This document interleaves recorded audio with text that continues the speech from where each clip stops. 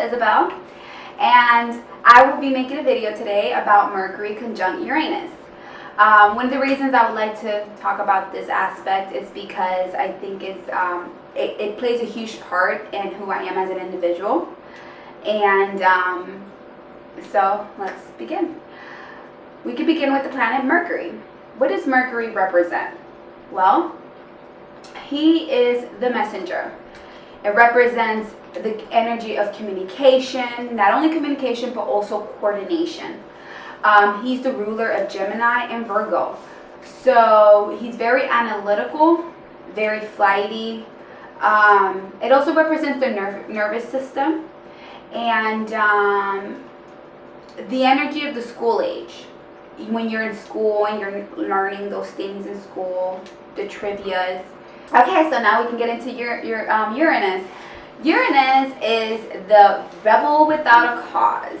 It's a very unconventional energy. It also represents enlightenment and new insights into things, ideas.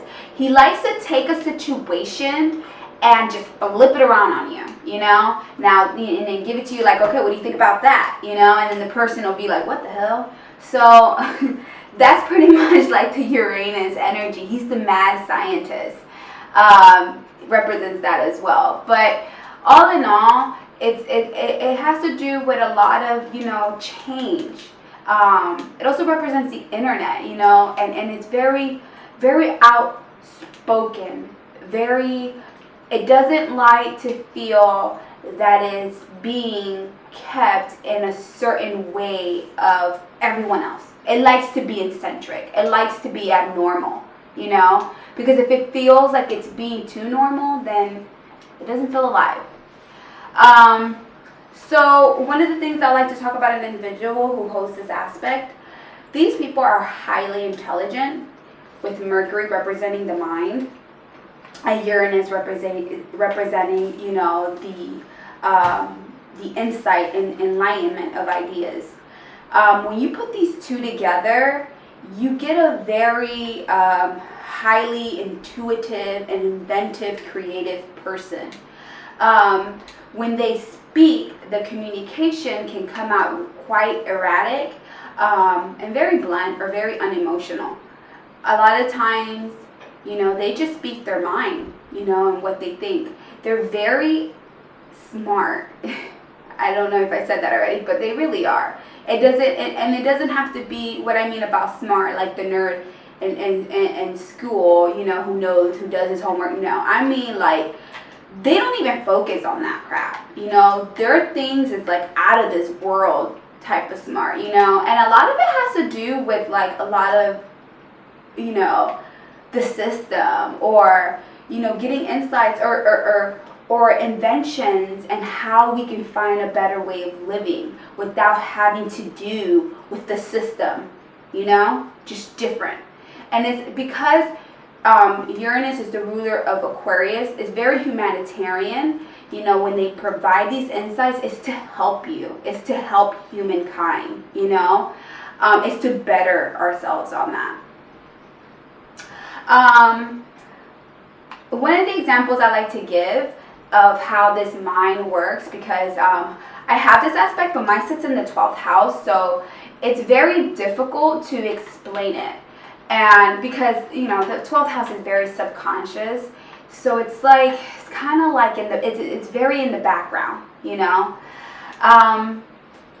So one of the examples I like to give is, you know, when I don't know why, I just remember this one. When I was 6 years old, I remember that my mom was getting ready to leave, and I had asked her where she was going, and she said she was going to go pay the light. To me as a kid, you know, I just felt that, you know, energy, light, that was the insight. Energy, light, you know, why do you have to go pay for that, you know? At 6 years old, of course, it's just, I saw it as free, you know, but again, it was an insight. You know, once you got older, you learn the system way of why, you know, energy has to be paid, or why we have to pay for electricity, the light bill. And then after time, as I did more research, you know, these other inventors, and even then, it was an invention from Tesla that, you know, about energy being free energy source. And if you don't know what I'm talking about, I will put a link right below, and so you can kind of get an insight of what I'm talking about. But the point of the matter is that at the age of 6, I completely understood that. I don't know how, I don't know where, you know, most kids don't put thought processes into that, you know, but I believe because I have this aspect, it's like that information came to me from somewhere, you know, it would bother me. It was like, it really bothered me that she was paying for light, like, I just I couldn't grasp that thought right there. It just didn't make sense to me. So that's like one of the examples I just remember as of right now. Insights come to me all the time. And a lot of times, you know, they come and I'll try to explain it to someone and they'll be like, well, what? And I'm like, you know what, never mind. Because the communication that when it comes out, it comes out very erratic again, and it comes out too fast, or it comes out like in words where they're trying to talk.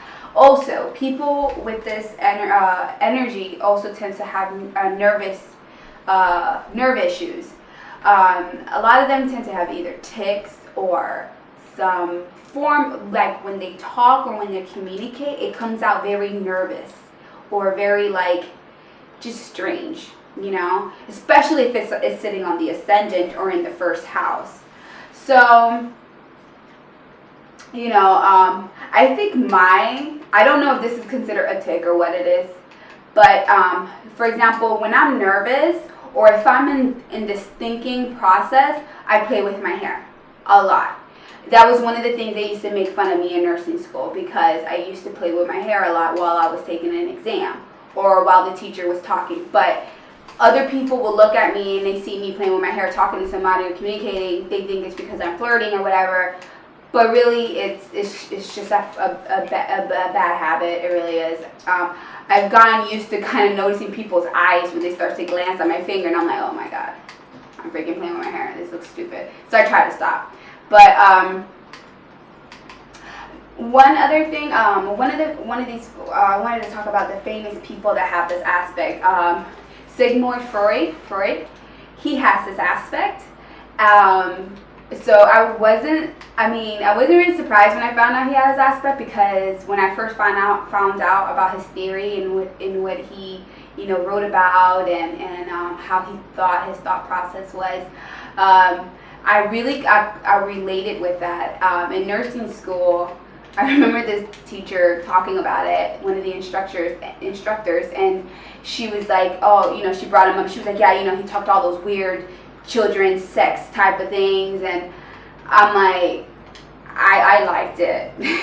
But maybe, and everyone else was like, oh yeah, he's so weird, but you know, maybe that's the conventional part of them, because it's like, how dare him, I don't know, he was just a weird guy. People looked at him as weird.